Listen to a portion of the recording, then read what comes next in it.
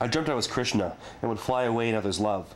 That my sister was Jesus, infinite pain and suffering, struck 90 times and would with a fly hammer. away on others' love.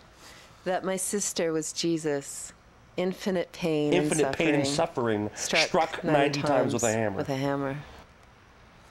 Have I covered my life in flowers?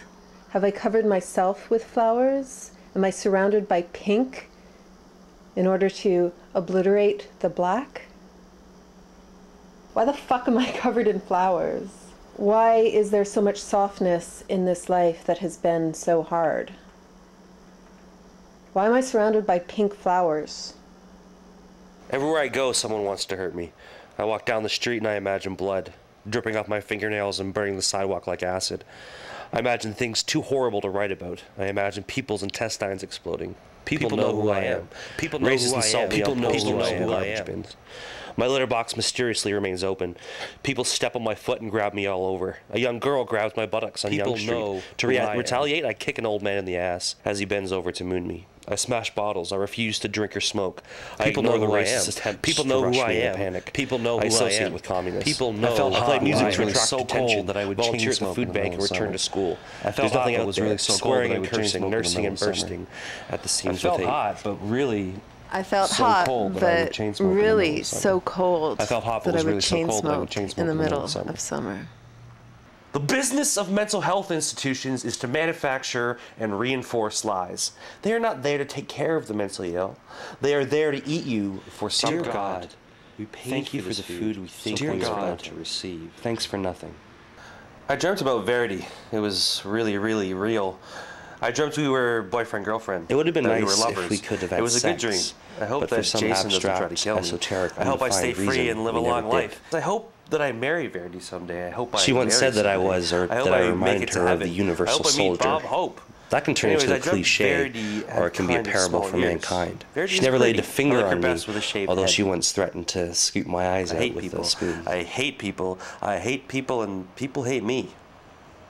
There's someone who walks down Queen Street constantly, waving his head back and forth. I used to live in the same group home as him. It was not true that I was mentally ill. I see him as a constant reminder of what the mental health system has to offer. I was underfed and malnourished and deficient of vitamins, minerals, proteins, and fatty acids, as well as dehydrated. My father cured me with a bottle of vitamins that were suggested once while I was incarcerated. There was no intent to back that up, nor was there the power to do so. A vitamin pill would have resulted in a burst of misdirected anger since I was too young to know who my enemies were. Since I was too young to know who my enemies were. My sister and mother are still in the grips of the arms of psychiatry, and it is evident that they are attempting not to be used as tools. My sister and mother are still in the grips of the arms of psychiatry. It is evident that they are attempting not to be used as tools against me. The drug is injected, but the effect is a withdrawal, because it suppressed the appetite.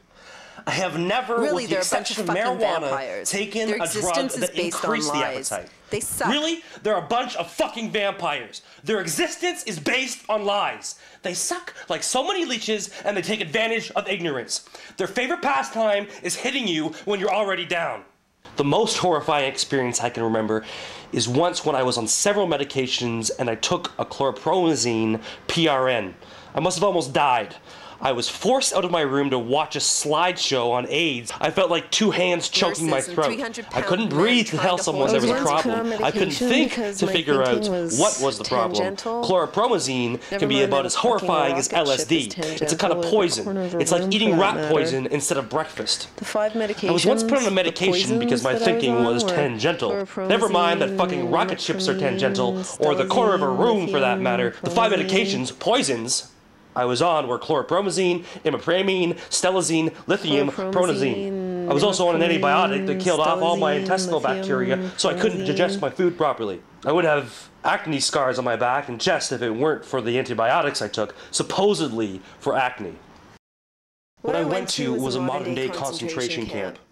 1989 to 1993 were years of counter-revolution. Still, the condition that I and the detention center were in and left in was much better than the conditions at Auschwitz or other camps could have possibly been. Although even now, nearly 2 years after my release, I often have a nervous twitch left by medical side effects before I can relax. And sometimes, especially in the morning, it's difficult to have a smooth running mind. There's just as much underground resistance as there's always been, so some companies that sell maybe bad products like mouthwash or manufacture a bad car or a shitty toothbrush feel threatened. So they try to redefine revolution so that revolution can become the ruler of the hotel anymore. Just it's a toothbrush or a car dealer can become the ruler of the neighborhood. What you get is a pimple-faced youth addicted to scope instead of joining the underground where they can get the help or things they need, or maybe just get a bunch of discouraged revolutionaries. The Canadian government takes a neutral stance, definitely anti-chemical, which is cool, but they look like they could use some help with their poster campaign. When you come in, they will make sure that you've proven yourself dangerous before you leave. The people inside the institution make sure that the first words that you mutter when you come out are, "Can I have a cigarette?" or "Can I have a coffee?" This they do by keeping things nice and cold inside the institution. They keep things nice and dark as well.